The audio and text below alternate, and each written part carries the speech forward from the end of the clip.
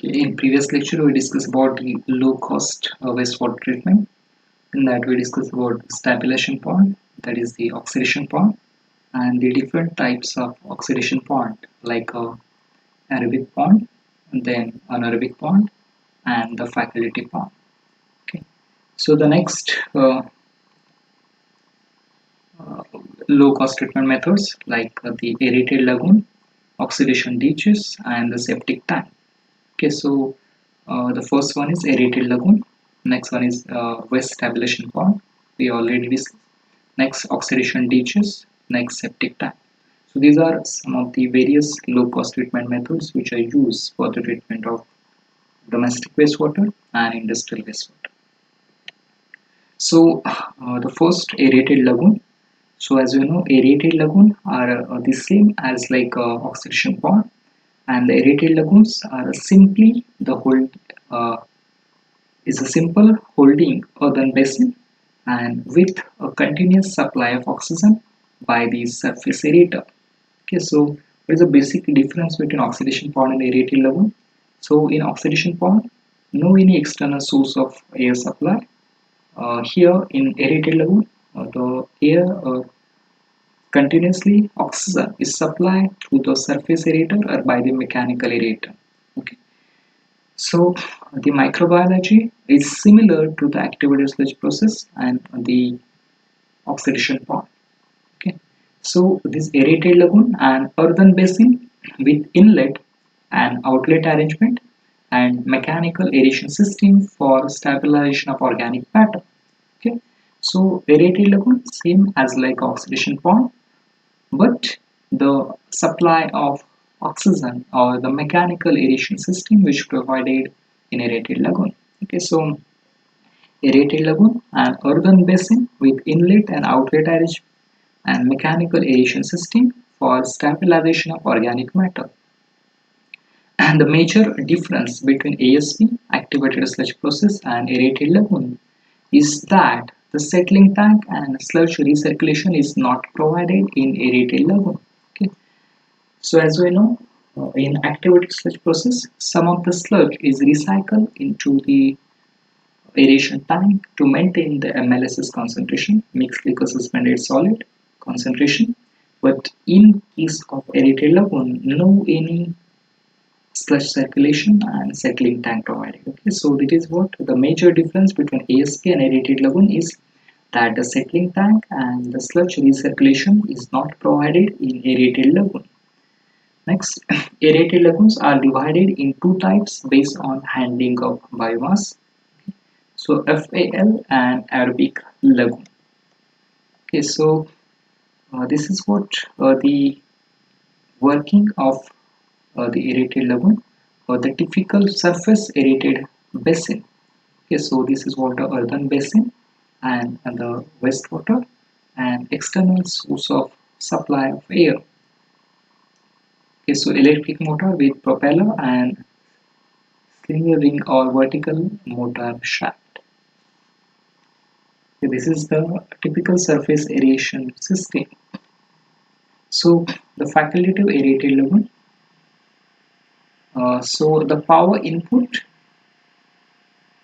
is just enough for oxygenation and not for keeping all solid in suspension. Some solids settle in lagoon and some live with effluent. Lower part may be anoxic or anaerobic, whereas upper part is aerobic. Okay, so uh, in case of aerobic or aerated lagoon, the totally the condition is aerobic, and in case of facultative aerated lagoon, the upper part is act as aerobic and the lower part is act as anaerobic. Okay, so some solids settle in lagoon and some live with effluent, and lower part may be act as anaerobic and whereas upper part is act as aerobic. Okay, so aerobic lagoon. So this is what the power input is sufficient for oxygenation as well as for keeping all solid in suspension. Okay, so as we are supplying the external oxygen by the mechanical aerated system, so that keep all solid in suspension as same like activated sludge process. Also, They supply sufficient oxygen for oxidation of organic matter. Okay. So power input is sufficient for oxygenation as well as for keeping all solid in suspension. No settlement of solid occurs in lagoon as continuous supply of air. Under equilibrium condition, new biomass produced in the system equal the solid living system. Okay, whatever that sludge is, it is for the ratio of the new biomass produced in system equals to solid leaving the system. So further treatment is required. If effluent is settled and sludge is recycled, then it becomes an ASP or extended aeration process. Next, characteristics of aerated lagoon. So these characteristics like detention period.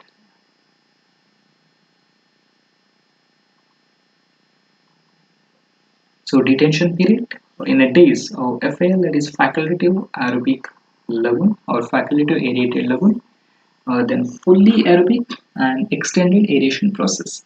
So detention period vary from 3 to 5 days for facultative.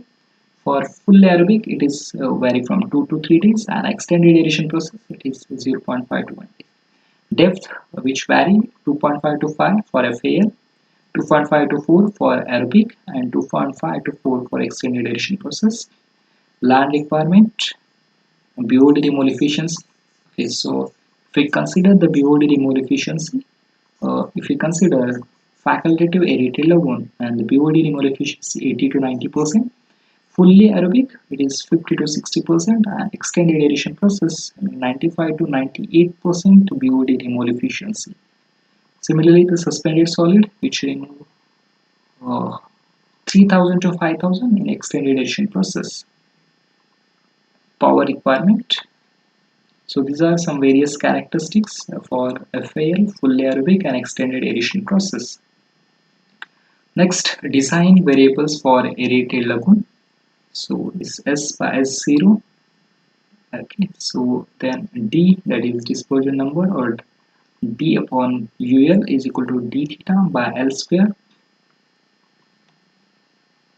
Okay, what is D? D, it is the axial dispersion coefficient. Then L, it is the length of axial travel path. Theta, it is theoretical detention time, volume per flow rate. U, it is flow through velocity of lagoon length per time.